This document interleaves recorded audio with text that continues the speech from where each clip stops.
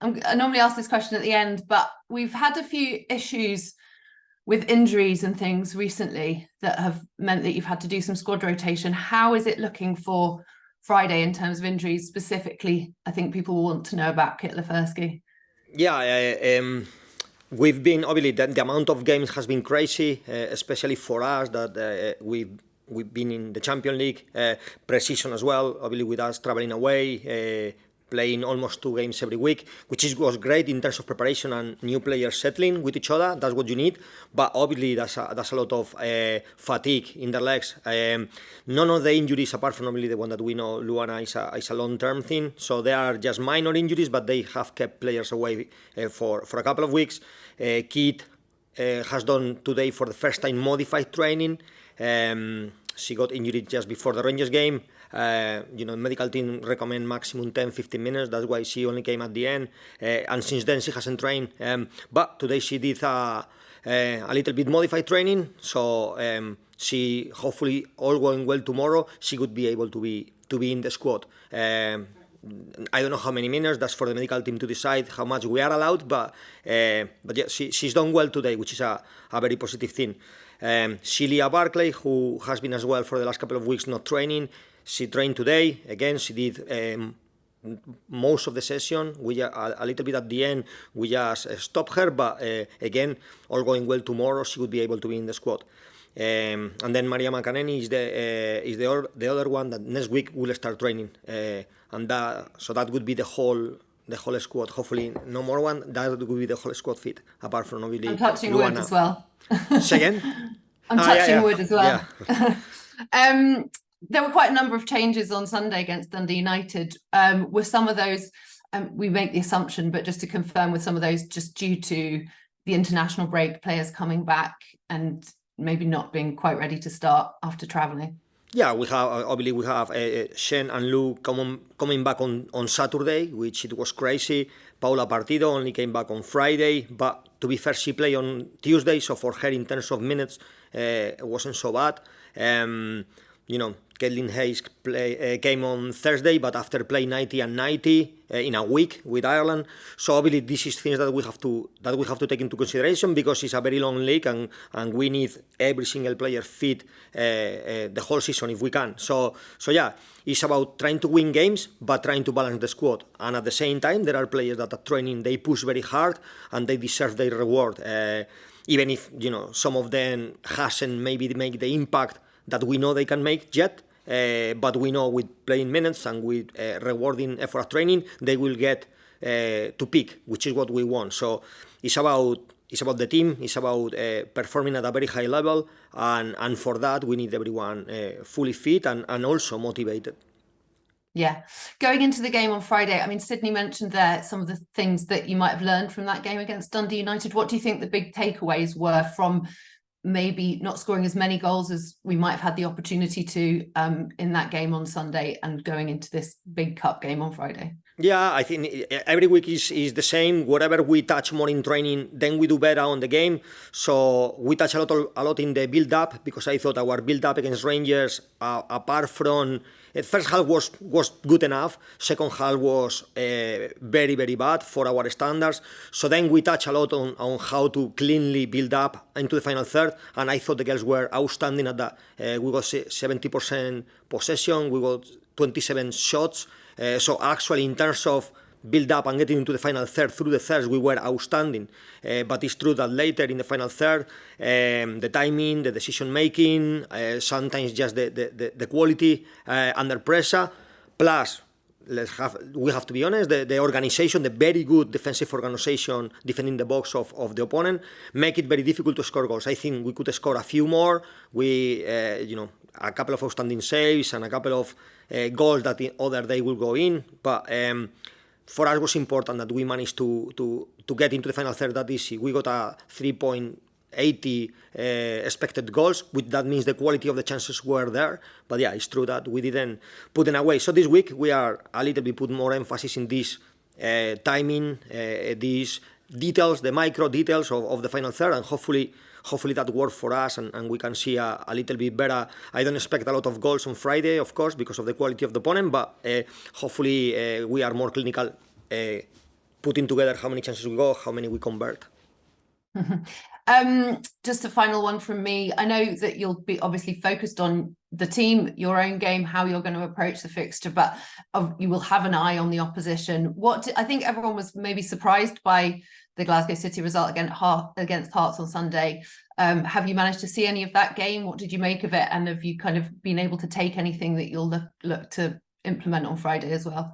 Yeah, I mean, for me, it's no surprise that the top three teams have, not the best performances, none of the three, because we are the three teams on the country with more international players.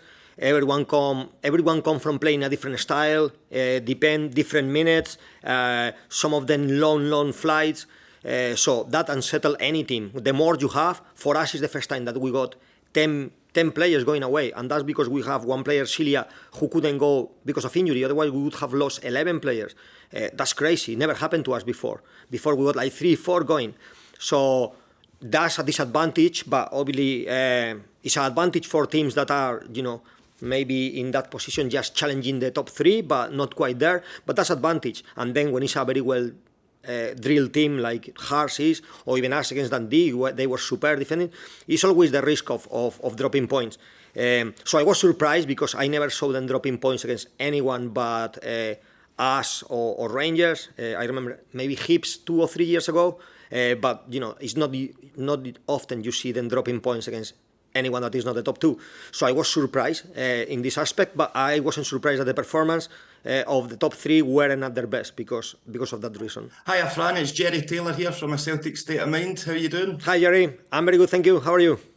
I'm good. Good to see you, mate. So we've pretty much covered a lot of the pre-match stuff. So what I want to ask you is about the mentality of the players going into matches, especially with the Christmas period coming up and a lot of players coming from abroad. So you can put the homesickness in, the weather probably as a factor as well. How, as a manager, do you cope with that? Is it a joint effort with the team that you're aware of this with players, and how is it you cope? Yeah, that's a good question, and this is one of the biggest challenge we face. I said a very high percentage of our team are from abroad.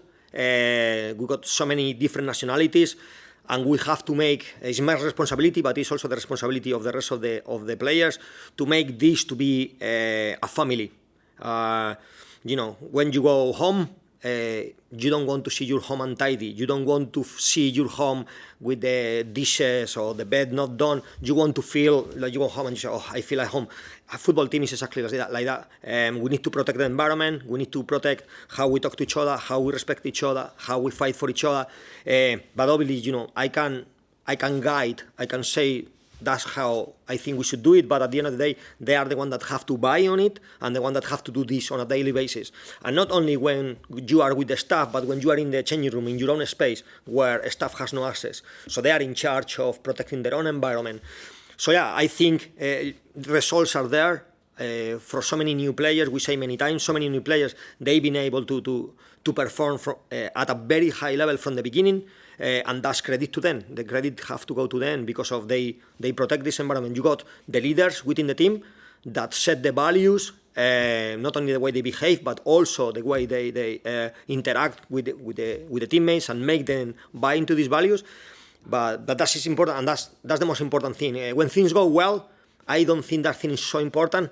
But when things go bad, when you have a very bad defeat, or then is when it's important, this chemistry, when we have to fight for each other and make sure we come back, for example, after a defeat, make sure the next game, that's putting on the past and we come back to winning ways. So yeah, that's a challenge for every manager in the world, but I am very lucky that I have players that understand that, and they are... You saw Sydney before. She just came, is the last player to bring, and already feel like it's her family. That's credit to the girls. A very, very welcoming team, and we know how important it is that we are all in the same page and fighting for the same goals. Fantastic, Fran. And speaking about Sydney there, I got a chance to speak with her, like you said, and I was asking her about her development. From what I've seen from one game and from comments online, she does look really assured on the ball, and a great defender. Do you think there's a lot more to come from her? Yeah, obviously she came in later when the team was already playing at a very high level. So she came the team was already in competition phase. So after pre-season, you start the competition phase. The team was already in competition phase when she came. So for her, that's a disadvantage. The good thing is, fitness-wise, she wasn't too far because she was training in USA. But of course, style-wise, this is a different world because we play in a certain manner. We got our style, which is very defined, but also we got certain responsibilities. So, we don't want a centre back that get the ball and just try to find the striker, etc., because we have the responsibility, being on Celtic, of playing certain brand of football, attractive football, and that is risky. It's risky for the centre backs because I want them to take risk. I want them to play through the thirds. I want them to sometimes defend in only 2v2 or in 3v3, not with this +1 for cover. So sometimes we take a lot of risk. So you need to be comfortable with that. So for a player that never experienced it before, it takes a while to get used to. But I think, Sydney, you can see in the performances, the adaptation has been very quick. She can give much more and she will give much more. But so far we are happy. Again, I think she's having a quick progression and a quick settlement into the team. And she already was a starter in one of our most difficult games. So she got, like every other player in the squad, she got the complete trust from the coaching team. And I think she will grow. She will grow even more. Great stuff, Fran. And my last question for you. So over 5,000 people so far have been to see Celtic women play at home. And at first when I saw that, I thought that's great, but it's not really, is it? We need to grow faster, don't we? We need more men coming along to see the games. How do you feel? Do you feel happy about the growth of the game so far? And what can we do to help you grow that game? Yeah, I mean, there is a fact that the attendance this year has considerably increased.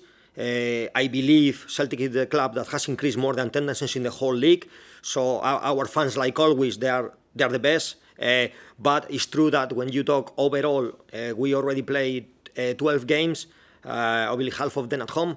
5,000 people, maybe it doesn't seem like there are that many, especially when you consider last year we finished the season, obviously very special games and title-defining games, but we finished with 9,000, 15,500, and then 10,000 in the cup final. So obviously when you talk about these numbers, and then obviously it's a little bit of decrease, but the important thing is we are growing. The important thing is we can see now away games. We have buses coming with fans. It doesn't matter where we play. We played Dundee United the other day, and all you could hear was Celtic fans. I would say 80% of the crowd was Celtic, and that happened every single away game. It's incredible. We feel very, very proud and very connected. I think most of the people who come once, like yourself, then you get back because we play. Not always we play well, of course we try, but we play a very exciting style, a very brave style, very dynamic style.